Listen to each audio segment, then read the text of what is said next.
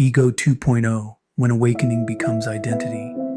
There's something no one tells you about awakening. The ego doesn't disappear. It upgrades. You dismantle the obvious patterns. The insecurity, the reactivity, the need for validation. You start observing your thoughts, regulating your nervous system, responding instead of reacting. And for a while it feels clean, spacious, clear. And then, quietly, almost invisibly, a new identity forms. I am awake. And slowly that becomes, I see what others don't. I've moved beyond that. I'm not operating at that level anymore. And just like that, Ego 2.0 is born. Welcome back to the I Am experience. This new series, The Subtle Ego, is about how the matrix doesn't just collapse, it rebuilds inside awareness.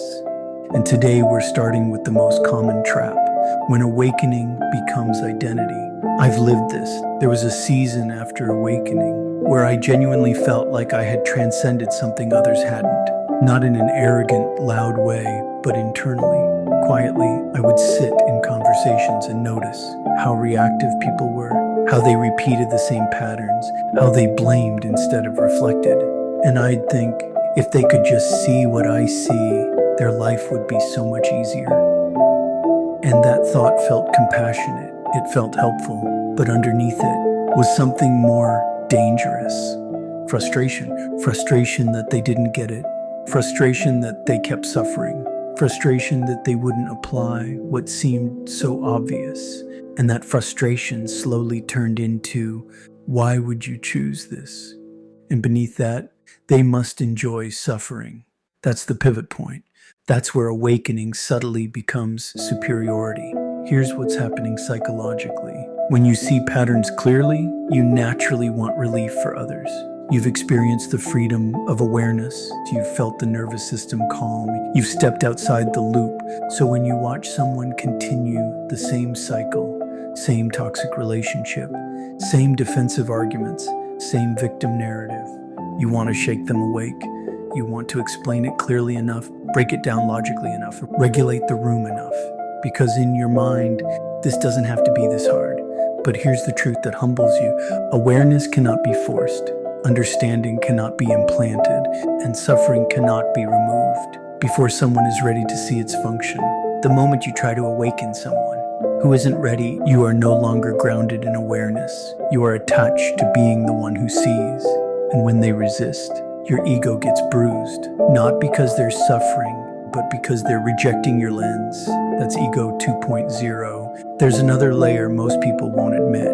When someone doesn't wake up after you explain it, it can feel like disrespect, like they're ignoring wisdom, like they're choosing chaos. And that thought, they're choosing this, creates distance. It creates a hierarchy. But here's the uncomfortable reality. You were once that person. You once repeated patterns, even after someone pointed them out. You once defended beliefs you later outgrew. You once resisted truth because your nervous system wasn't ready for it. Growth isn't about intelligence. It's about readiness, and readiness cannot be rushed. The ego loves being the awakener. It loves being the regulated one in the room. It loves being the calm voice. But when that becomes identity, you stop relating. You start observing people like projects. You start interacting from above instead of beside. And the subtle danger is this. You begin to see people as unconscious objects instead of conscious beings in a different stage of development. That is disconnection disguised as wisdom. Let's talk about the they enjoy suffering thought. It's easy to believe that because from your perspective, the solution looks obvious, but suffering often serves a function. It reinforces identity. It maintains belonging. It protects from uncertainty. Letting go of suffering means letting go of who they think they are. And that's terrifying. Awakening didn't happen for you because someone argued well. It happened because something inside you cracked open. That crack cannot be forced from the outside. Here's the deeper trap. When you become attached to being awake, you start protecting the image. You avoid emotional messiness because it contradicts your regulation. You suppress irritation because it threatens your calm persona. You withdraw from people who trigger you because it challenges the identity of evolved.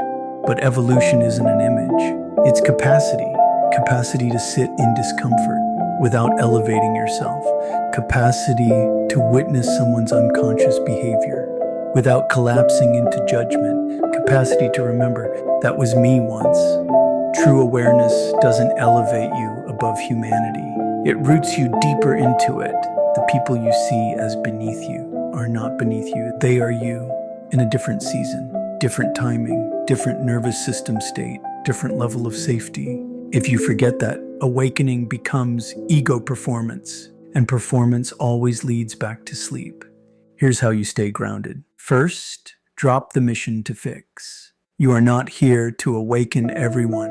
You are here to remain awake yourself. Second, check your frustration. If you feel irritated that someone doesn't get it, ask yourself, am I attached to being right? Am I attached to being the aware one? Am I uncomfortable with their autonomy? Third, stay relational, not observational. Sit beside people, not above them. Speak from experience, not authority.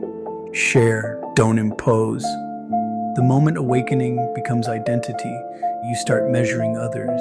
The moment humility returns, you start remembering. You remember your blind spots.